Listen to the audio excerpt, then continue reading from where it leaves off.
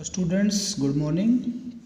आज का हमारा टॉपिक है electric dipole in uniform electric field. हम किसी इलेक्ट्रिक डाइपोल को यूनिफॉर्म इलेक्ट्रिक फील्ड के अंदर प्लेस करते हैं और चेक करते हैं कि क्या उसके ऊपर क्या कोई फोर्स लगेगा, क्या लीनियर मोशन होगा या फिर रोटेशनल मोशन उसके अंदर प्रोड्यूस होगा। तो इलेक्ट्रिक डाइपोल हम कर चुके हैं। इलेक्ट्रिक डाइपोल अरेंजमेंट, पॉजिटिव और नेगेटिव चार्ज की कोई इलेक्ट्रिक डाइपोल लेते हैं, उसकी लेंथ 2a अगर हम कंसीडर करें तो डाइपोल मोमेंट की वैल्यू इसकी आ जाएगी Q इंटू 2a। हम कर चुके हैं ऑलरेडी। ये भी वेक्टर नोटेशन हम इसकी ऐसे राइट कर सकते हैं। मीनिंग हमने सबसे पहले क्या कंसीडर किया है कि इलेक्ट्रिक डाइपोल लिया है जिसकी लेंथ 2a और चार्ज की वैल्यू क्या आ गई यहाँ पे Q, तो डाइपोल मोमेंट आ गया Q इंटू 2a। अब इस इलेक्ट्रिक डाइपोल को हम एक इलेक्ट्रिक फील्ड के अंदर रखते हैं।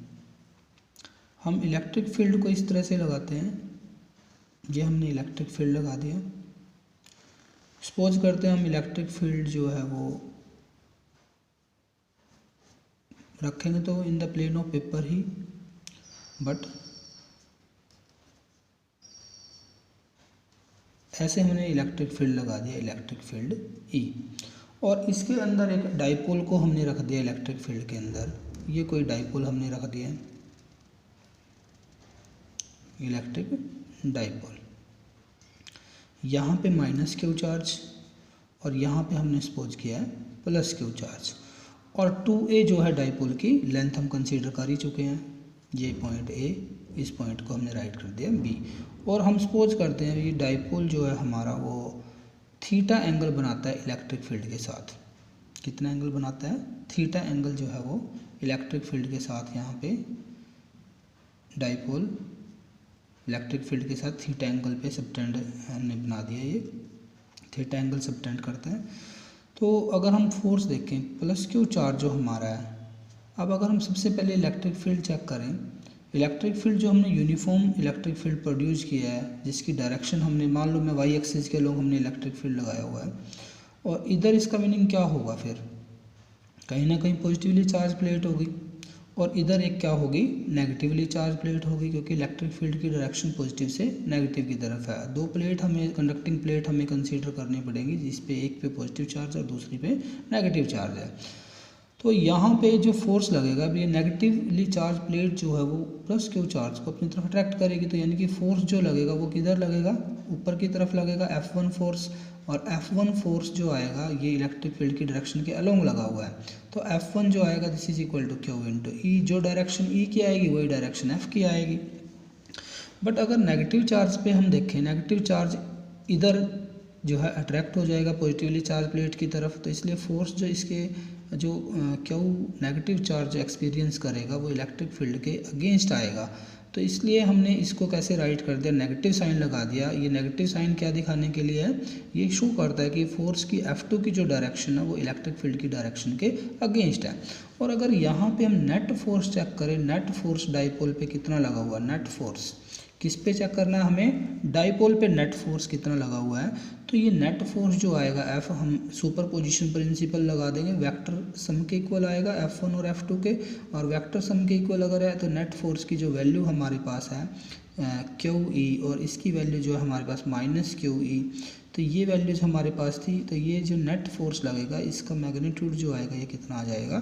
0। मीनिंग दोनों फोर्स एक दूसरे को क्या करते हैं? कैंसिल आउट करते हैं, क्योंकि एक ही बॉडी के ऊपर, डाइपोल को हमने एक बॉडी कंसीडर किया है तो उसके ऊपर लगा हुआ, तो दोनों ही फोर्स कितने हो जाएंगे? एक दूसरे को कैंसिल आउट कर देते हैं। बट अगर हम यहाँ पे क्या चेक करें, दोनों फोर्स का लाइन ऑफ एक्शन अगर देखें हम, दोनों ही का लाइन ऑफ एक्शन अलग अलग है। जो F2 फोर्स है वो इस लाइन के लूँगा, जो F1 फोर्स है इस लाइन के लूँगा। दोनों ही फोर्स इक्वल है बट अपोजिट है, और दोनों डिफरेंट लाइन ऑफ एक्शन के अलोंग लगे हुए, इनका लाइन ऑफ एक्शन डिफरेंट है। तो इसलिए दोनों फोर्स मिलकर के एक कपल की तरह काम करेंगे। कपल पढ़ा है आपने, कपल, और कपल क्या प्रोड्यूस करेगा? It will produce turning effect. ये एक टर्निंग इफेक्ट प्रोड्यूस कर देगा, और जब टर्निंग इफेक्ट प्रोड्यूस करेगा तो इसका मीनिंग डाइपोल को ये रोटेट करवा देगा।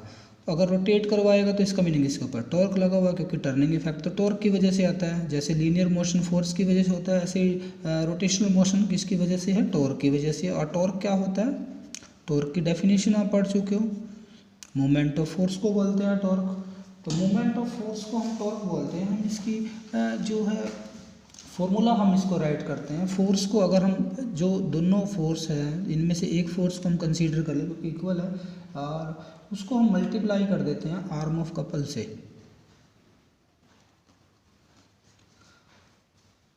आर्म ऑफ कपल कौन सी होती है, आर्म ऑफ कपल हम लेते हैं जो हमारा जो दोनों फोर्सेस का लाइन ऑफ एक्शन था, ये इसके अलोंग था, ये इसके अलोंग था। इन दोनों के बीच का जो परपेंडिकुलर डिस्टेंस आएगा, this is the perpendicular distance. किसके बीच में, दोनों फोर्सेस की लाइन ऑफ एक्शन के बीच का जो ये परपेंडिकुलर डिस्टेंस है, मैं इसको नाम दे देता हूँ यहाँ सी। तो ये जो हमारे पास ए सी जो आया हुआ है, ए सी इसकी जो वैल्यू आएगी वो निकाल सकते हैं हम। ट्राइंगल बन गई है, ट्राइंगल से निकाल सकते हैं ए सी की वैल्यू। तो ए सी डिवाइड बाई, अब हमें हाइपोटेनस की वैल्यू पता है ए बी, ये जो वैल्यू आएगी this is equal to sine theta. और ए सी जो आएगा this is equal to, A C की वैल्यू जो आएगी this is equal to 2a sine theta, इसकी वैल्यू आ जाएगी। तो हम इस वैल्यू को पुट कर देंगे यहाँ, टॉर्क का हमारे पास फॉर्मूला बन जाएगा। फोर्स हमारे पास लगा हुआ है Q इंटू ई, और कपल जो ये हमारे पास लगा है, आर्म ऑफ कपल की जो वैल्यू यानी कि परपेंडिकुलर डिस्टेंस भी इसको हम बोलते हैं, क्या बोलते हैं इसको, परपेंडिकुलर डिस्टेंस। किसके बीच का परपेंडिकुलर डिस्टेंस है, दोनों फोर्सेस की लाइन ऑफ एक्शन के बीच का परपेंडिकुलर डिस्टेंस। तो ये हो गया 2a साइन थीटा। 2a को q के साथ लगा देते हैं हम यहाँ पे, QA, और e साइन थीटा, इसको हम ऐसे राइट करेंगे। तो ये फॉर्मूला बन जाएगा टॉर्क का हमारे पास, PE साइन थीटा, मीनिंग इतना टॉर्क लगेगा। अगर टॉर्क की डायरेक्शन देखें, डायरेक्शन ऑफ टॉर्क देखें अगर हम इसको टॉर्क को ऐसे भी राइट कर सकते हैं, टो is equal to P cross E, cross product की फॉर्म में राइट करते हैं। डाइपोल मूवमेंट और इलेक्ट्रिक फील्ड की जो क्रॉस प्रोडक्ट आती है उसको हम क्या बोलेंगे, टॉर्क बोलेंगे। अगर डायरेक्शन की बात करें, टॉर्क की डायरेक्शन क्या आएगी, डायरेक्शन हमें कौन देता है, कॉर्क रूल आपने पढ़ा हुआ है, कॉर्क रूल +1 में कॉर्क रूल किया था। इससे हम क्या निकाल सकते हैं, राइट हैंड कॉर्क रूल से डायरेक्शन निकाल सकते हैं। कॉर्क रूल से क्या फाइंड आउट कर सकते हैं, डायरेक्शन ऑफ टॉर्क हम फाइंड आउट कर सकते हैं यहाँ पे। तो इस डायग्राम के अकॉर्डिंग अगर हम चेक करें, डाइपोल एक तरह से क्या करेगा, जब ये रोटेट करेगा, इलेक्ट्रिक फील्ड यहाँ पे फोर्स लगा हुआ है, एक तरह से ये डाइपोल इस तरह से रोटेट करने की कोशिश करेगा। मीनिंग ये जो नेगेटिवली चार्ज है या ऊपर वाला जो चार्ज है, डाइपोल एक तरह से कैसे रोटेट करेगा, ऐसे रोटेट करेगा। और ये डायरेक्शन कौन सी है, किस डायरेक्शन में करेगा, किस डायरेक्शन में करेगा, एंटी क्लॉकवाइज डायरेक्शन में। किस में करेगा, डाइपोल जो है टॉर्क की वजह से एंटी क्लॉकवाइज डायरेक्शन में रोटेट करेगा। देखो ये जो क्लॉकवाइज और एंटी क्लॉकवाइज है, ये डिपेंड करता है हमने इलेक्ट्रिक फील्ड को किधर लिया हुआ है, ओके, और हमने डाइपोल को उसके साथ किस ओरिएंटेशन में रखा है, तो उसी के अकॉर्डिंग ये डिपेंड करेगा, डाइपोल क्लॉकवाइज रोटेट करेगा या एंटी क्लॉकवाइज, ये कॉर्क रूल से हम फाइंड आउट कर सकते हैं। तो यहाँ पे अगर हम चेक करें, हमने इलेक्ट्रिक फील्ड इधर लिया हुआ है, इलेक्ट्रिक फील्ड ई एक तरह से प्लेन पेपर के प्लेन के अंदर ही लिया है, लेकिन अपवर्ड डायरेक्शन में लिया है इसको। और जो हमारा एंगल बनाता है, डाइपोल जो एंगल बनाता है, अगर मैं इसको ऐसे पास कर दूँ यहाँ से, ये एंगल कितना है हमारा, थीटा एंगल पे है, ये हमारा थीटा एंगल, ये डाइपोल मूवमेंट एंगल बनाती है इलेक्ट्रिक फील्ड के साथ थीटा एंगल। तो इन दोनों के प्लेन के साथ परपेंडिकुलर जो आएगा, इन दोनों के प्लेन के साथ परपेंडिकुलर। अब परपेंडिकुलर मैं ऐसे तो दिखा नहीं सकता यहाँ पे, क्योंकि दोनों ही ये प्लेन के अंदर है। किसके अंदर है, प्लेन के अंदर। ये जो हमारा पेपर है इसके प्लेन के अंदर है। तो डायरेक्शन जो आएगी, अगर एंटी क्लॉकवाइज डायरेक्शन टॉर्क की है, तो जो टॉर्क होगा हमारा वो इस दोनों के P और E के प्लेन के बिल्कुल परपेंडिकुलर आएगा, यानी कि आउटवर्ड डायरेक्शन में आएगा। किधर आएगा, यहाँ पे आउटवर्ड डायरेक्शन में। लेकिन अगर ये टॉर्क, मान लो इलेक्ट्रिक फील्ड की डायरेक्शन हम चेंज कर देते हैं यहाँ पे, तब ये टॉर्क कैसे लगता, तब टॉर्क जो लगता हमारा, अगर मैं इधर पॉजिटिव ले लेता, इधर नेगेटिव ले लेता, तब डाइपोल रोटेट करता, क्लॉकवाइज डायरेक्शन में। अगर क्लॉकवाइज डायरेक्शन में रोटेट करता तो टॉर्क की डायरेक्शन कहीं ना कहीं कहाँ आती, परपेंडिकुलर तो आती दोनों को, लेकिन इनवर्ड डायरेक्शन में आती है डायरेक्ट। ओके, तो ये हमारे पास आ गई डायरेक्शन। तो टॉर्क को मैं यहाँ पे ऐसे ही दिखाता हूँ, बट ये जो वेक्टर मैंने यहाँ दिखाया है एक तरह से ये परपेंडिकुलर है। ओके, किसके साथ परपेंडिकुलर है, प्लेन ऑफ द पेपर के परपेंडिकुलर, और आउटसाइड है। कैसे है ये, आउटसाइड डायरेक्शन में। तो अब हम यहाँ पे दो मेन इंपॉर्टेंट पॉइंट डिस्कस करेंगे। अगर हम डाइपोल को theta is equal to 0 angle पे रख दें, theta is equal to 0 angle का मीनिंग क्या है, यहाँ पे डाइपोल को हमने क्या रख दिया है, पैरेलल रख दिया है टू इलेक्ट्रिक फील्ड।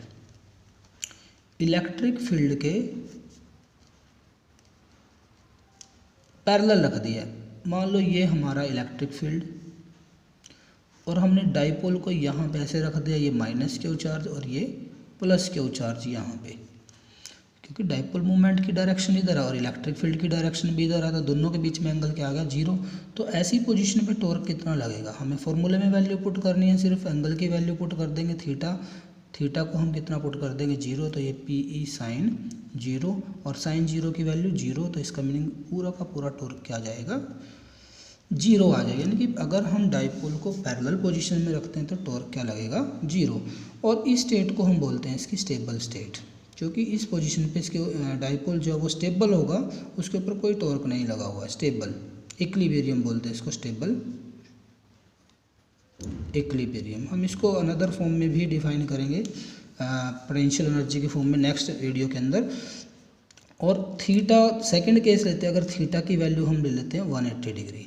अब थीटा 180 डिग्री का मीनिंग क्या है, हमने डाइपोल को इलेक्ट्रिक फील्ड की डायरेक्शन के बिल्कुल क्या रख दिया, अगेंस्ट रख दिया, तो माइनस क्यू चार्ज इधर हो गया, इलेक्ट्रिक फील्ड की डायरेक्शन इधर है, तो प्लस क्यू चार्ज हमने इधर ले लिया। ठीक है, इसका मीनिंग क्या होगा भाई, 180 डिग्री पे देखो इलेक्ट्रिक डाइपोल की डायरेक्शन इधर है, माइनस क्यू से प्लस क्यू, जबकि इलेक्ट्रिक फील्ड की डायरेक्शन इधर है, लेफ्ट से राइट की तरफ, तो दोनों के बीच में एंगल 180 डिग्री। ये पोजीशन क्या होगी, एंटी पैरेलल पोजीशन। एंटी कौन सी पोजीशन हो गया, ये anti parallel position. Anti parallel position पे जो टॉर्क लगेगा, PE साइन 180 डिग्री, साइन 180 भी 0 होता है, तो इसका मीनिंग ये पूरे की पूरी वैल्यू क्या आ जाएगी, 0। यानी कि टॉर्क दोनों ही पोजीशन पे टॉर्क क्या लगा है, 0 लगा है, पैरेलल में भी और एंटी पैरेलल में। बट इस एंटी पैरेलल पोजीशन को हम बोलते हैं, डाइपोल की एंटी पैरेलल पोजीशन को हम बोलते हैं अनस्टेबल इक्विलिब्रियम। अब इसको अनस्टेबल इक्विलिब्रियम हम क्यों बोलते हैं, वो हम नेक्स्ट वीडियो के अंदर करेंगे अपनी, जिसमें हम इनकी पोटेंशियल एनर्जी फाइंड आउट करेंगे, और उसके बेस पे हम डिफाइन करेंगे स्टेबल और अनस्टेबल इक्विलिब्रियम क्या होता है। तो ये तो था केस 0 और 180 डिग्री पैरेलल और एंटी पैरेलल पोजीशन का। और तीसरा केस, अगर हम लेट टॉर्क मैक्सिमम कब लगेगा, अगर थीटा की वैल्यू 90 डिग्री हो। मीनिंग हमने क्या कर दिया, P डाइपोल को जो है वो प्लेस कर दिया परपेंडिकुलर टू इलेक्ट्रिक फील्ड। तो हम इसको डायग्राम में भी दिखा सकते हैं ऐसे, अगर इलेक्ट्रिक फील्ड है और डाइपोल हमारा ये रखा हुआ है, यहाँ प्लस क्यू चार्ज है, यहाँ माइनस क्यू चार्ज है, तो एक तरह से 90 डिग्री पे हमने प्लेस कर दिया। तो यहाँ पे जो टॉर्क लगेगा, टॉर्क जो आएगा PE साइन 90 डिग्री, और साइन 90 की वैल्यू मैक्सिमम होती है 1 + 1 होती है इसकी वैल्यू, तो टॉर्क की वैल्यू हमारे पास आ जाएगी P × E। तो इस तरह से ये जो टॉर्क लगेगा ये मैक्सिमम लगेगा, कब, जब हमने डाइपोल को कैसे रखा है 90 डिग्री पे। तो ये तो सारा कुछ हमने कंसीडर किया है जब हमारा फील्ड कैसा था, यूनिफॉर्म इलेक्ट्रिक फील्ड था। अब देखो यूनिफॉर्म इलेक्ट्रिक फील्ड प्रोड्यूस कैसे होता है, ये भी बड़ा इंपॉर्टेंट है। हम कैसे यूनिफॉर्म इलेक्ट्रिक फील्ड को प्रोड्यूस कर सकते हैं, उसके लिए हमें क्या करना पड़ेगा, हमें 2 प्लेट्स की ज़रूरत है। 2 प्लेट लेंगे हम कोई भी, ठीक है। अब डिपेंड करता है कितने रीजन तक हमें इसको यूनिफॉर्म रखना है, उसी के अकॉर्डिंग हमें प्लेट्स जो है बीच में इंसर्ट करनी पड़ती है। तो एक प्लेट पे पॉजिटिव चार्ज, तो दूसरी पे क्या, नेगेटिव चार्ज। इक्वल पॉजिटिव और नेगेटिव चार्ज रखना, तब जाके इलेक्ट्रिक लाइन ऑफ फोर्सेज जो है दोनों को इंसुलेट करके रखना है। तो पैरेलल लाइंस आएगी, और पैरेलल लाइंस आएंगी तो इलेक्ट्रिक फील्ड कैसा होगा, यूनिफॉर्म। प्लेट्स को भी हमें कैसे रखना है, एक दूसरे के बिल्कुल पैरेलल रखना है। अगर थोड़ा भी एंगल पे हम इनको मूव करवा देंगे तो इलेक्ट्रिक फील्ड जो है क्या हो जाएगा, अगर एक प्लेट को इसके साथ हम थोड़ा से भी एंगल पे रख दें तो इलेक्ट्रिक फील्ड यूनिफॉर्म नहीं रहेगा, उस पोजीशन में इलेक्ट्रिक फील्ड जो है वो नॉन यूनिफॉर्म हो जाएगा। तो मीनिंग क्या है, यूनिफॉर्म इलेक्ट्रिक फील्ड प्रोड्यूस करने के लिए हमें 2 पैरेलल कंडक्टिंग प्लेट्स को कुछ गैप पे रखना पड़ता है ताकि फील्ड गैप के अंदर इलेक्ट्रिक फील्ड कैसा हो सके, यूनिफॉर्म हो सके। अब नेक्स्ट हम डिस्कस करते हैं अगर हम इसी डाइपोल को कहाँ पे प्लेस करते हैं। डाइपोल टॉर्क का डायमेंशनल फार्मूला और टॉर्क की यूनिट्स आप निकाल चुके हो। अगर यूनिट की बात करें एसआई यूनिट जो आएगी, एसआई यूनिट टॉर्क की, ये तो +1 का टॉपिक हो गया टॉर्क। सिंपली हमने इसको लिखा है, सिंपल फार्मूला अगर हम लेके चलें, यूनिट अगर लेके चले इसकी, फोर्स इनटू डिस्टेंस होता है एक तरह का perpendicular distance.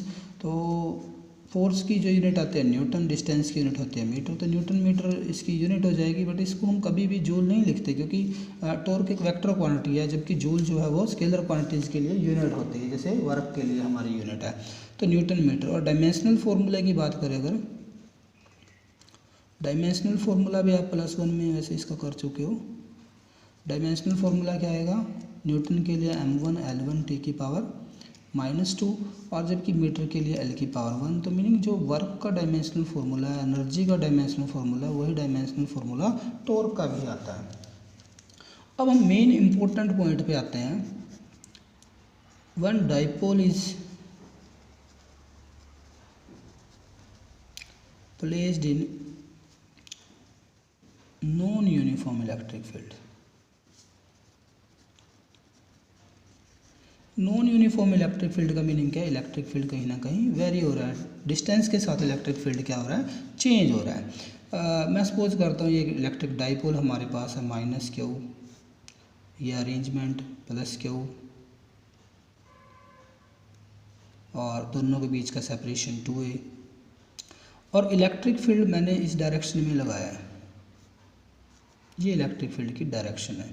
Non uniform electric field है इसलिए सीधी लाइन से तो हम दिखा नहीं सकते इसको, मीनिंग पैरेलल लाइन से हम इसको नहीं शो करेंगे, हम सिर्फ इसको ऐसे दिखाते हैं इलेक्ट्रिक फील्ड की डायरेक्शन ये है। अब देखो फोर्स, तो फोर्स कितना लगेगा चार्जेस पे, नेट फोर्स। नेट फोर्स हमें फाइंड आउट करना है। नेट फोर्स का फॉर्मूला तो वही रहेगा हमारा, F = वेक्टर सम लेना है हमें F1 और F2 का। अब देखो इलेक्ट्रिक फील्ड, अगर मैं सपोज करता हूँ इलेक्ट्रिक फील्ड, इस साइड इलेक्ट्रिक फील्ड E1 और इधर वाली साइड पॉजिटिव चार्ज की तरफ इलेक्ट्रिक फील्ड E2, यानी कि दोनों जगह पे इलेक्ट्रिक फील्ड की इंटेंसिटी अलग अलग है।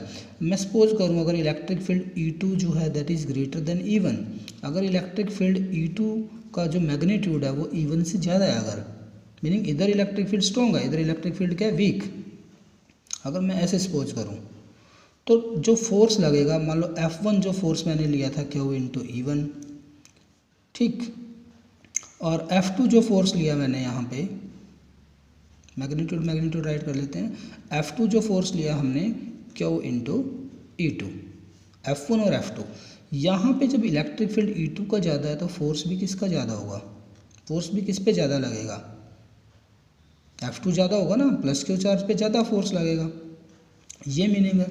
तो मीनिंग नेट फोर्स जो आएगा, नेट फोर्स किधर आएगा, नेट फोर्स क्या आएगा हमारे पास, F2 माइनस नेट फोर्स जो आएगा F2 माइनस F1। अगर मैं इसको F नेट फोर्स लिखूं तो नेट फोर्स हमारा किसके अलोंग लगा है, किस डायरेक्शन में लगा, नेट फोर्स किसकी तरफ लगा है, F2 की डायरेक्शन में लगा है। किसकी डायरेक्शन में लगा है, F2 की डायरेक्शन में। मीनिंग डाइपोल यहाँ पे हमने जो एंगल जो लिया हुआ है, सबसे पहले तो एंगल की बात करें अगर हमने एंगल लिया हुआ है थीटा को 0, थीटा को क्या लिया हुआ है, 0 डिग्री, यानी कि डाइपोल को हमने इलेक्ट्रिक फील्ड के साथ 0 एंगल पे रखा है, एक तरह से पैरेलल रखा हुआ है इसमें। बट अगर हम यहाँ देख के चेक करते हैं, नेट फोर्स हमारे वैल्यू आई F2 माइनस F1, तो ये इलेक्ट्रिक फील्ड पे डिपेंड करेगा। तो मीनिंग डाइपोल जो है उसी डायरेक्शन में मूव कर जाएगा जिधर इलेक्ट्रिक फील्ड क्या है, स्ट्रॉन्ग है। डाइपोल किधर मूव करेगा, जिस डायरेक्शन में इलेक्ट्रिक फील्ड क्या लगा हुआ है, इलेक्ट्रिक फील्ड स्ट्रॉन्ग है, यानी कि फोर्स क्या है, स्ट्रॉन्ग, यानी कि फील्ड इज इंक्रीजिंग। अगर P के अलोंग फोर्स इंक्रीज कर रहा है, ठीक है, तो डाइपोल किस तरफ मूव करेगा। तो इसको शॉर्ट में हम लिख सकते हैं, when electric field is increasing along P. Meaning यहाँ पे जो हमारा इलेक्ट्रिक फील्ड था, देखो इलेक्ट्रिक फील्ड E2 ज़्यादा है E1 कम, यानी कि डाइपोल की डायरेक्शन नेगेटिव से पॉजिटिव है, यानी कि P की डायरेक्शन नेगेटिव से पॉजिटिव की तरफ होगी, इधर आएगी P की डायरेक्शन, और इलेक्ट्रिक फील्ड इसी डायरेक्शन में मूव करता है। तो इसका मीनिंग जो हमारा इलेक्ट्रिक फील्ड अगर वो इंक्रीजिंग डायरेक्शन में लगा हुआ है, इलेक्ट्रिक फील्ड इंक्रीज कर रहा है, किसकी डायरेक्शन में इंक्रीज कर रहा है, P की डायरेक्शन में इंक्रीज कर रहा है, तो फोर्स भी किसकी डायरेक्शन में लगेगा,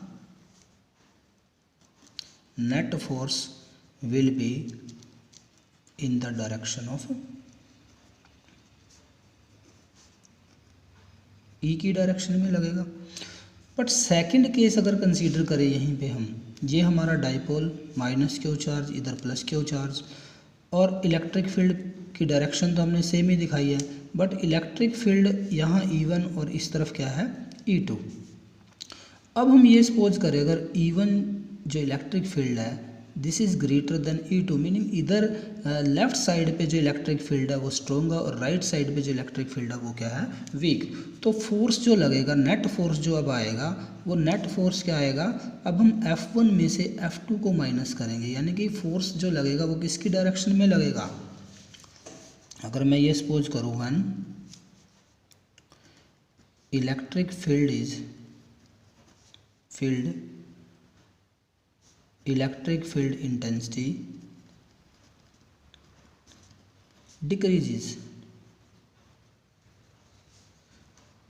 decreasing along P के along जो है इलेक्ट्रिक फील्ड वीक हो रहा है, डिक्रीज हो रहा है, तो हमारा जो नेट फोर्स लगेगा, net force will be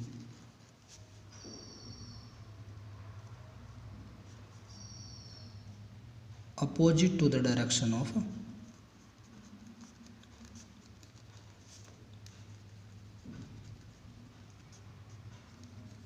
E। E के क्या होगा, इलेक्ट्रिक फील्ड की डायरेक्शन के क्या आएगा, अपोजिट आएगा। ठीक है, ये हमारे दो केस हो गए हैं। अब देखो जिधर फोर्स लगेगा उधर ही ये मूव करना शुरू कर देगा, मीनिंग एक तरह का लीनियर मोशन जो है उसके अंदर प्रोड्यूस हो जाएगा। अब हम बात करें टॉर्क की, बात करें दोनों ही केसेस में। इस केस में जो टॉर्क की बात करें, यहाँ पे जो टॉर्क लगेगा, टॉर्क जीरो लगेगा, क्योंकि पी जो टॉर्क की वैल्यू आएगी PE साइन क्या हो जाएगा जीरो, तो टॉर्क क्या हो जाएगा जीरो। और यहाँ पे भी जो टॉर्क आएगा वहाँ भी, यहाँ भी टॉर्क कितना आएगा PE साइन जीरो, यहाँ भी टॉर्क क्या आ जाएगा जीरो। या इन डाइपोल को हम रोटेट करवा के भी करें तब भी आप थीटा को 180 डिग्री पुट करें, ऐसे ही एंटी पैरेलल पोजीशन पे रखें तब भी आप इसको फाइंड आउट कर सकते हो। इलेक्ट्रिक जो फोर्स लगेगा उसकी डायरेक्शन क्या आएगी, किधर जो है डाइपोल मूव करेगा। और अगर हम यहाँ पे ये कंसीडर करें कि हमने जो डाइपोल को प्लेस किया है, थर्ड केस अगर हम कंसीडर करें, डाइपोल को हम ऐसे प्लेस करते हैं कि theta is not equal to zero and theta is not equal to 180 degree, meaning ना तो पैरेलल पोजीशन पे डाइपोल है और ना ही एंटी पैरेलल पोजीशन पे डाइपोल रखा। तो ऐसी सिचुएशन में हम जो है ये चेक करेंगे कि फोर्स तो लगेगा ही, फोर्स तो डाइपोल पे लगेगा, बट साथ में टॉर्क भी लगेगा, साथ में क्या लगेगा, टॉर्क भी डाइपोल के ऊपर लगेगा, तो मीनिंग फोर्स भी लगेगा और कुछ टॉर्क भी लगेगा। ओके, तो ये था हमारा electric dipole in uniform and non uniform electric field.